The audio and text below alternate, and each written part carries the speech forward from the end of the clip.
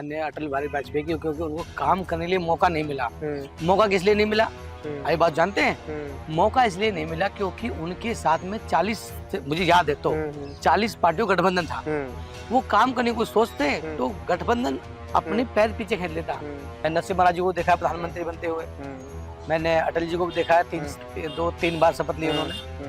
मैंने मनमोहन सिंह जी को देखा है दूसरी बार शपथ लेते हुए, और माननीय मोदी जी को देखा है। मोदी जो विजन है काम करने का, वो एक विजन अलग से निकल के आता है और लगता है ये आदमी कुछ करेगा। उसको किसके लिए कमाना है, किसके लिए रखना है पैसा, वो पैसा किसके लिए रखेगा? स्वयं के लिए नहीं रखेगा, देश के लिए रखेगा। और मैं ईश्वर से अनुरोध करूंगा, भगवान से प्रार्थना करूंगा, अनुरोध प्रार्थना कि मोदी जी कम से कम उनका जो विजन है, उनका जो सुपर पावर है, 370 के तो पार खुद हों लोकसभा। हमें मोदी नहीं देखना, हमें मोदी को नहीं देखना है, हमें देश देखना है, सनातन धर्म को देखना है। शराब इन्होंने पानी तरह बांट दिया, इनको तो सिर्फ पैसा बनाना है। पैसा कैसे भी आए, पैसा चाहिए। सिर्फ और सिर्फ माननीय प्रधानमंत्री नरेंद्र मोदी जी के ऊपर हमलावर है कि इनको कुर्सी से हटाना है। और जो इनके जो भ्रष्टाचारी नेता हैं, जिनके पे कार्रवाई ईडी कर रही है, सीबीआई कर रही है, तो ये बार बार बोलते हैं कि प्रधानमंत्री जी जेल में डलवा रहे हैं, कार्रवाई हो रही है। तो क्या आप भ्रष्टाचार जो करेगा उस पर कार्रवाई नहीं होनी चाहिए?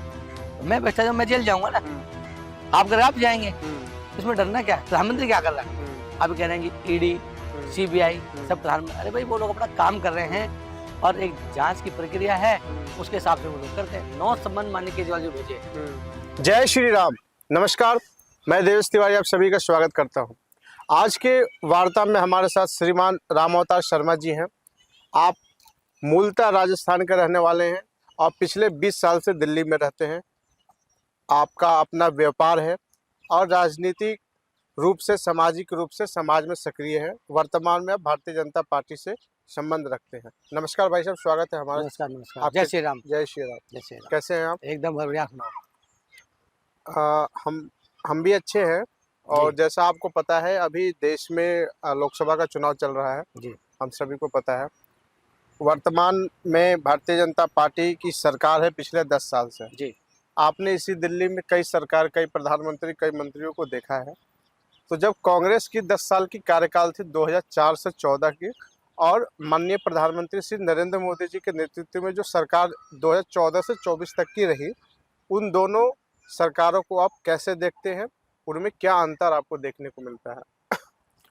सभी भाइयों को मेरा नमस्कार, सभी को जय श्री राम।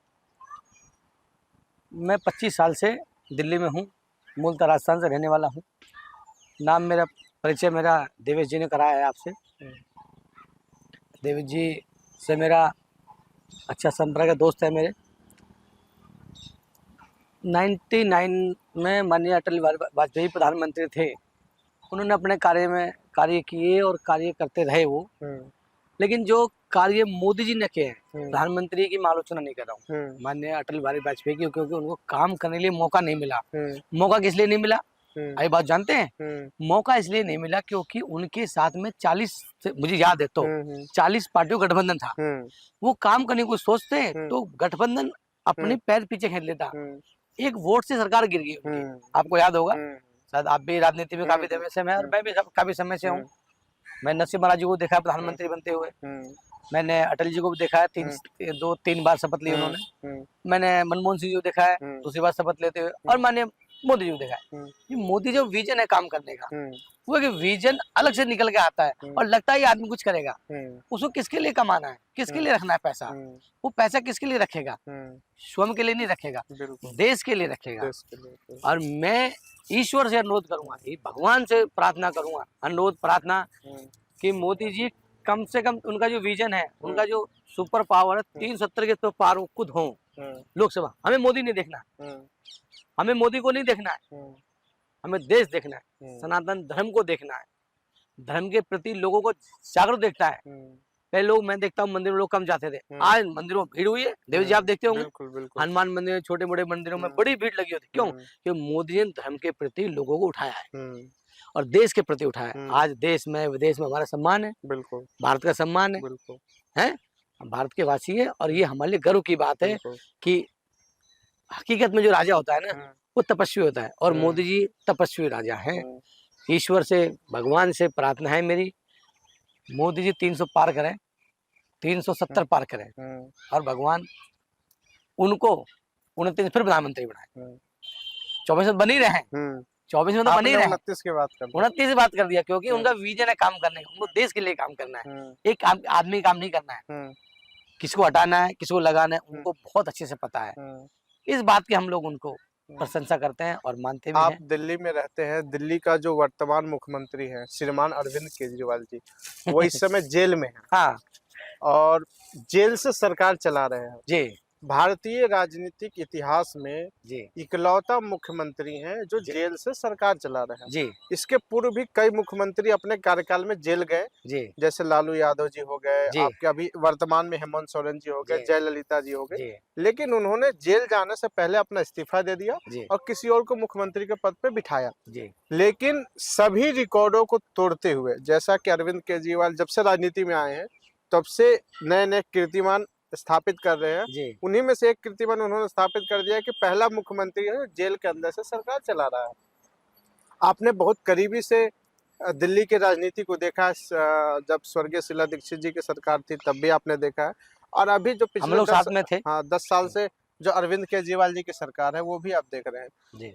एक दिल्ली के नागरिक होने के नाते आपको आप इस जो घटनाक्रम है सारी, जो शराब घोटाले में अरविंद केजरीवाल जी जेल गए हैं और जो इस्तीफा नहीं दे रहे हैं, जेल से सरकार चला रहे हैं, इन सारे प्रकरण को आप कैसे देखते हैं? देखिए, केजरीवाल जी बहुत पढ़े लिखे हैं और उनको क्या है कि लोग करें लोकतंत्र बचाओ, लोकतंत्र बचाओ, लोकतंत्र बचाओ। लोग एक रिवाज चल रहा है अभी, एक प्रथा चल गई है, लोकतंत्र बचाओ, लोकतंत्र बचाओ। लोकतंत्र किससे बचाना है? प्रधानमंत्री लोकतंत्र खुद बचा रहे हैं, वो लोकतंत्र को बचा के रखे हुए हैं। अगर देश इनके हाथ में होता तो लोकतंत्र अब तक भ्रष्ट हो चुका होता। हमने इन लोग, आपने भी चर्चा करी कि ऐसे ऐसे मुख्यमंत्री थे जो जेल चले गए। माननीय प्रधानमंत्री मोदी ने जेल नहीं भेजा उनको जेल भेजा कांग्रेस की गवर्नमेंट ने। सर आपको याद, लालू जी को भेजा, जयललिता जी को भेजा और जगन मोहन रेड्डी भी जेल गए थे। अभी वर्तमान मुख्यमंत्री है, पहले उस टाइम नहीं थे, उनके फादर मुख्यमंत्री थे, वो जेल गए। लेकिन जो केजरीवाल साहब है, इनकी जो वास्तविकता है मतलब हद हो गई है, पार हो गई है, चरम सीमा पर है। ये लोकतंत्र चाहते हैं, कोर्ट से सुप्रीम माननीय उच्च न्यायालय से ऊपर हो गए लोग। ये चाहते हैं कि हम जो है वो लोकतंत्र है, हम जो बोले वो सही है, वो सही है। ये लोग करें गलत है, ना खाता ना बही, जो केजरीवाल वो कैसे है? केजरीवाल करे वो सही है। और अभी संजय सिंह जो जमानत मिली है और सरकार माननीय उच्च न्यायालय ने कहा कि आपको कहीं राजनीतिक भाषण नहीं देना, फिर वो कुछ छोटा मोटा बोलते रहते हैं। लेकिन जेल से सरकार कैसे चलेगी? सरकार तो केजरीवाल जी खुद लोकतंत्र है, खुद मालिक है लोकतंत्र के, तो चलाते हैं।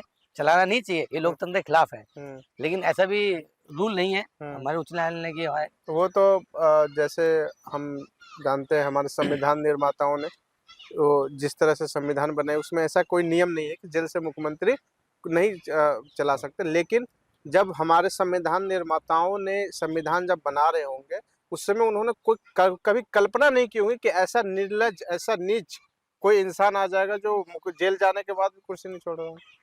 उनको कुर्सी से लगाव है, क्योंकि जो टॉयलेट बनाया है वो रिमोट वाला बनाया है, अब उनकी याद आ रही है जेल में, तो क्या छोड़ सकते हैं? जो कटन लाए वो रिमोट चलते हैं, जो शीश महल अपने बनाया, जो शीश महल बनाया 60 करोड़ का, 60 करोड़ शीश महल बनाया। मतलब हम सोचते भी हमको शर्म आती है कि एक ऐसा मुख्यमंत्री, ये सरकारी आवास है, ये किसी की जागीर नहीं है। केजरीवाल जी का समय मुझे लगता है करीब करीब खत्म सा है और लाइफ में दोबारा मुख्यमंत्री नहीं रहेंगे, ये लास्ट है उनका। दिल्ली में 3 बार भाजपा की सरकार रही, 3 मुख्यमंत्री अलग अलग रहे, 3 बार माननीय शीला दीक्षित ने रही और 3 बार केजरीवाल शपथ ले चुके हैं। तो मुझे लगता है कि ऊपर वाले के आशीर्वाद से लास्ट चल रहा है उनका, आगे मुख्यमंत्री नहीं बनवाएंगे। लेकिन जो जेल से सरकार चला रहे हैं, आपने 2 बार पूछा जेल से सरकार चला रहे हैं, ये बहुत ही दुर्भाग्यपूर्ण डिसीजन है। क्या बार बार चीफ सेक्रेटरी, अंडर सेक्रेटरी वो जेल में जाएंगे? क्या कैबिनेट जेल में जाके मीटिंग होगी? चलिए, ऐसा होता है? नहीं, ऐसा तो संविधान में ऐसा लिखा है क्या? लेकिन ये क्या है कि जो ये कहें वो सही है, जो ये कह रहे हैं वो सही है। मोदी जी खराब है इनकी नजरों में, ये सही है, क्योंकि ये लोगों को पार्टी बड़ी करनी है, पार्टी बचानी है। कोई मरो कोई जियो, शराब में कितने लोग मर गए, लोगों को शराब पिलाई, एक पर एक फ्री, वो दौर भी आपको याद होगा। एक पर फ्री नहीं, कार्टून में कार्टून फ्री। हाँ, 24 बोतलें कार्टून होता है तो कार्टून फ्री दे दिया हाँ, और लोग लिए और लोग रोड पर पड़े रहते हैं पी के। क्या हो गया भाई, सो क्या हो गया, अरे शराब पी के पड़ा हुआ है। ये दौर देखा है, आंखों से देखा है। हाँ, और हमने जो कोरोना काल को नजदीक से देखा है, कोरोना काल में हम लोग थे, अपने खाने में तरह की मोदी जी के आशीर्वाद से, ऊपर वाले के आशीर्वाद से हमने खाने के पैकेट, इनको भी देखा हमने, इन्होंने कोई हेल्प नहीं किसी करी। भाजपा कार्यकर्ता, भाजपा के लोग लगे रहे काम करने में, मोदी जी लोग लगे रहे, मोदी जी लोग मतलब भाजपा कार्यकर्ता, वो लोग लगे रहे और कार्य करते रहे। उन्हें ये नहीं देखा कि मैं भाजपा कार्यकर्ता, मुझे लोगों की सेवा करनी, जन सेवा करी उन्होंने। इनका तो मैंने कहीं देखा भी नहीं लोग सेवा करते हुए, केवल ऐसे लोग थे। शराब इन्होंने पानी तरह बांट दिया, इनको तो सिर्फ पैसा बनाना है, पैसा कैसे भी आए, पैसा चाहिए। अभी अब बात हम करते हैं लोकसभा चुनाव की। एक तरफ इंडिया गठबंधन है जिसमें कांग्रेस, तमाम विपक्षी दल, आम आदमी पार्टी, और दूसरी तरफ एनडीए गठबंधन है। इंडिया गठबंधन सिर्फ और सिर्फ माननीय प्रधानमंत्री नरेंद्र मोदी जी के ऊपर हमलावर है कि इनको कुर्सी से हटाना है। और जो इनके जो भ्रष्टाचारी नेता हैं जिनके पे कार्रवाई ईडी कर रही है, सीबीआई कर रही है, तो ये बार बार बोलते हैं कि प्रधानमंत्री जी जेल में डलवा रहे हैं, कार्रवाई हो रही है। तो क्या आप भ्रष्टाचार जो करेगा उस पर कार्रवाई नहीं होनी चाहिए?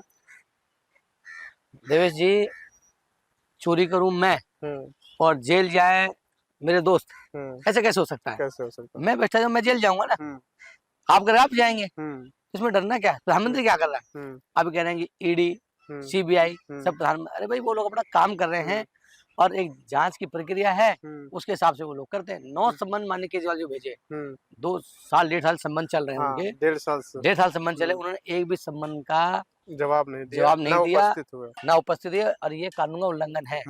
उन एजेंसियों को पूरी जांच करने की अनुमति है, वो लोग जांच करते हैं अपनी, और जांच में जो दोषी पाता जो करते हैं ना।